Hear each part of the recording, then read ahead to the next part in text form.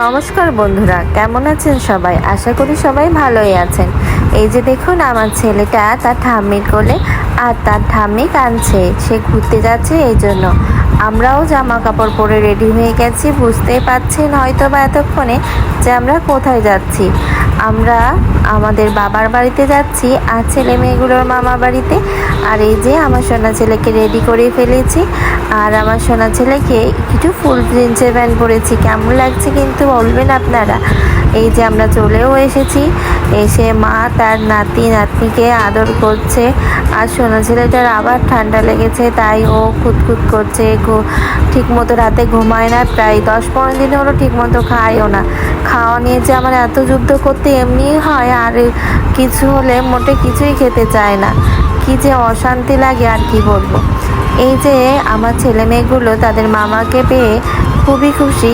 আর এই যে আমি রান্নাঘরে এসে দেখছি মা কি রান্না করেছে। দেখছি মা আইড় মাছ রান্না করেছে, ডিমালা ট্যাংরা মাছ রান্না করেছে, আর মুরগির মাংস আর একটা সবজি করেছিল, সেটা আর ভিডিও করতে পারিনি। তারপর বাবা চলে আসলো দোকান থেকে, আর এখানে ছেলে মেয়েগুলো মামাদের সাথে খেলা করছে। দেখুন আমার ছেলেটাও কি করছে। তারপর আমার মেয়েটা খেতে বসে গেল, অনেক রাত হয়ে যাচ্ছিল, তাই বিধু খাওয়াতে বসালো।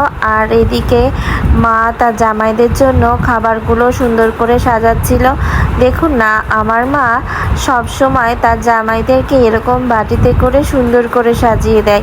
এটা জামাই ষষ্ঠী বলে শুধু করে না, কিন্তু মা যখনই পারে তখনই তার জামাইদের জন্য এইটুকু করেছে, আনন্দ পায়। আর জামাইরাও খুশি হয়। আবার একটু খারাপও লাগে যে শাশুড়ি মা এত কষ্ট করছে, তারও তো শরীর ভালো না, কেন এত কিছু করার দরকার। আর তারপর আমার কাকা এসেছিল, আমরা এসেছিলাম বলে, আর মেয়ে তো দিদুনির কোলেই বারবার উঠছিল। আর এই যে মেয়েটা পায়েস খাচ্ছিল, মা বলছিল আমি তোমায় খাইয়ে দেবো, বলছিল না।